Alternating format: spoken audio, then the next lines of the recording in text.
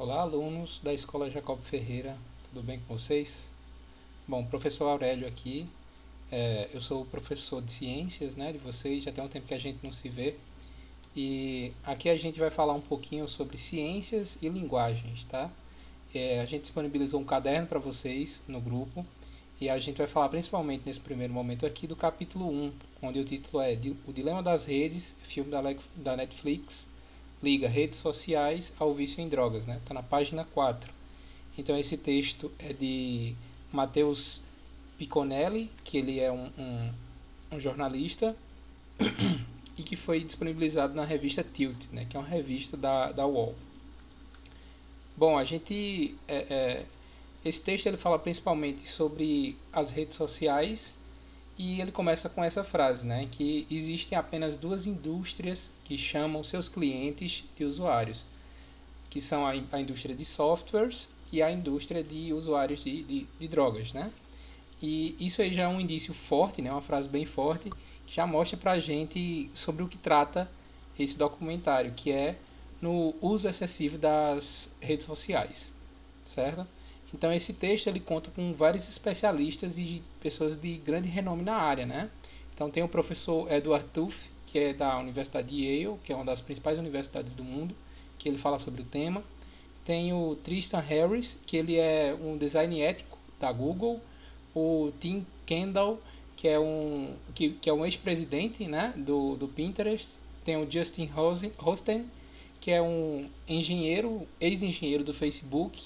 O Roger McNee, que é o famoso investidor em tecnologia, e o Jaron Lanier, que é um cientista da computação que participou da criação de muitas dessas redes sociais que a gente utiliza atualmente. Bom, então a gente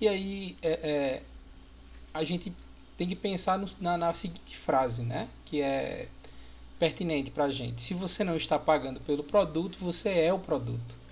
Então, nesse contexto aí, a gente sabe que muitas das redes sociais elas têm o uso gratuito, né? Entre aspas, só que de alguma forma essas empresas elas ganham dinheiro e elas ganham muito dinheiro, né? E como é que elas fazem isso? Elas elas criam a facilitação para você aprofundar os laços com as pessoas com que você gosta, né? Ela permite uma interação aí praticamente 24 horas, né, entre as pessoas de um modo geral. Só que eles desenvolveram um método para transformar isso em lucro para essas empresas. E essas empresas lucram a partir da divulgação, né, da propaganda. Então, para essas empresas, quanto mais tempo você fica conectado, mais lucrativo você é, né? Isso aí já dá um vislumbre para a gente de qual pode ser o problema das redes sociais. E para lucrar, essas empresas já foram diversas vezes acusadas de transformar seres sociáveis em seres manipuláveis, né? Então, o tempo inteiro eles estão influenciando as nossas relações pessoais para transformar a gente em uma espécie de produto, né? Para deixar a gente cada vez mais vinculado a essas redes sociais. Então,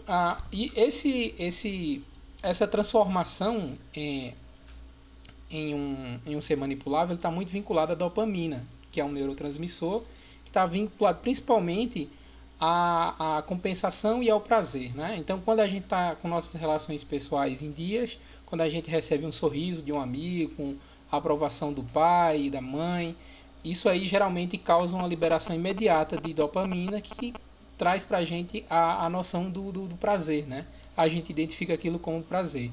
E, claro, isso é uma necessidade biológica, é uma coisa natural, né? Só que, entretanto, né, já que a gente está falando de uma rede social, onde a gente está com interesses aí, envolvendo interesses, né? Essas empresas passaram a armazenar informações pessoais dessas pessoas, de todos nós, no caso, né, que utilizamos as redes sociais, e a partir desse armazenamento de informação começou a utilizar algoritmos que são uma espécie de receita, né, um comando para o computador para ele conseguir resolver um problema. E no caso esse comando para resolver que problema nesse sentido, né? Eles puseram os computadores para trabalhar para poder identificar a melhor forma de entender a nós mesmos, né, como seres humanos, e gerar o máximo de engajamento possível. O que é isso, né? O máximo de engajamento é manter a gente o máximo de tempo possível fixado ou fissurado lá no computador, na tela, é, rolando, né, a sua timeline, vendo fotos de amigo, ou então vendo um vídeo atrás do outro. Sempre tem um vídeo mais interessante que o outro, sempre tem alguém disposto a contar uma novidade bombástica para você, e você sempre está interessado em ver aquilo. Essa é a forma de manter o engajamento, que é um resultado dos algoritmos dessas redes sociais, né? E no que é que isso influencia, né? No que é que esse engajamento influencia? Então a gente tem aí algumas dessas consequências, né? Então esse engajamento ele pode gerar atrofia das habilidades de lidar com o mundo real, né? Porque geralmente quando você já tem tudo o que você quer logo de imediato, você não tem você não tem a tarefa, né, de descobrir o que é errado, o que não é, o que é que você pode gostar e talvez não gostar, né? Porque você perde essa habilidade de interagir com muitas coisas e sempre vai no que a rede social está ali mostrando. E isso também gera muitos outros eventos, né? Tem é o medo pelo engajamento. O que é que isso quer dizer, né? O medo pelo engajamento, ele é porque essas ferramentas meio que, entre aspas, né, descobriram que a melhor forma de trazer engajamento entre as pessoas, a melhor forma de manter as pessoas conectadas é através do medo. Então, as pessoas sempre estão interessadas em matérias que são mais bombásticas, né? Que são mais cada vez mais amedrontadoras, né? Tudo aquilo que causa o maior interesse geralmente são essas matérias, certo? Então, esse tipo de engajamento em matérias que tem o medo como ponto principal, elas estão muito relacionadas ao, por exemplo, o desenvolvimento de teorias conspiracionistas, que são muito comuns atualmente, por exemplo. Também o negacionismo científico, né? E, dentre muitas outras coisas, ainda está relacionado também à fragilidade emocional, cada vez mais comum na nossa sociedade, e à depressão, que teve um crescimento exponencial nos últimos anos. E, além disso, né, a gente também tem aquilo que a gente vê muito facilmente, principalmente nos últimos anos, que é a polarização política, né? Você tem aquele clássico das pessoas que são coxinhas, os mortadelas, não é? Que sempre um é completamente contrário ao outro, e isso está muito relacionado à visão de mundo que é fornecida para aquela pessoa, né? Porque em nome do engajamento, né, dessas redes sociais, elas podem influenciar aquelas pessoas a ver só um lado da história, porque dessa forma ela fica cada vez mais engajada naquela rede social e gera mais lucro para aquela empresa, mas influencia, obviamente, drasticamente na vida dessas pessoas, né? E de todo mundo de um modo geral, porque isso está afetando inclusive a política, né?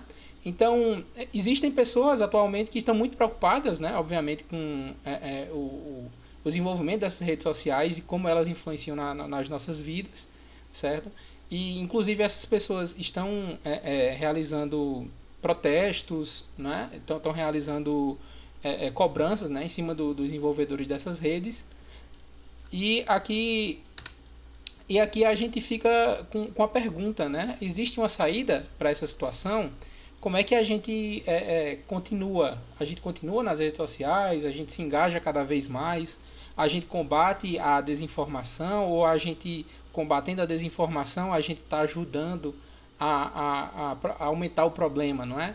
Já que não é todo mundo que vai ter acesso à informação, ou só vai ter só acesso a parte dela, certo? Então, o que é que a gente faz nesse sentido? E aí a gente fica aí com o final do texto, né, do próprio jornalista, onde ele fala que até para andar de bicicleta com o filho, ele utiliza o celular na mão dele para filmar tudo o que está acontecendo. E ele decide que até mesmo ele, que está escrevendo o artigo, ele também precisa de ajuda, né? Então, esse é uma característica de toda a nossa geração, de um modo geral. Então, eu acho que nesse momento todo mundo precisa refletir sobre o que está fazendo dentro das redes sociais e de tudo o que está acontecendo no mundo. Se isso são coisas naturais ou não são só... Se não são muito influenciadas, né, pelas redes sociais e com todo esse avanço tecnológico e pelo consumo que a gente está tendo dessas informações, né, e de que forma. Então, esse texto ele foi baseado aí no um documentário, né, O Dilema das Redes, que está na Netflix, que é um documentário bem interessante que eu trouxe para vocês para trabalhar esse tema que é fundamental para a gente nesse momento, que é a educação, né, da informação no século XXI. Beleza? Até mais, gente.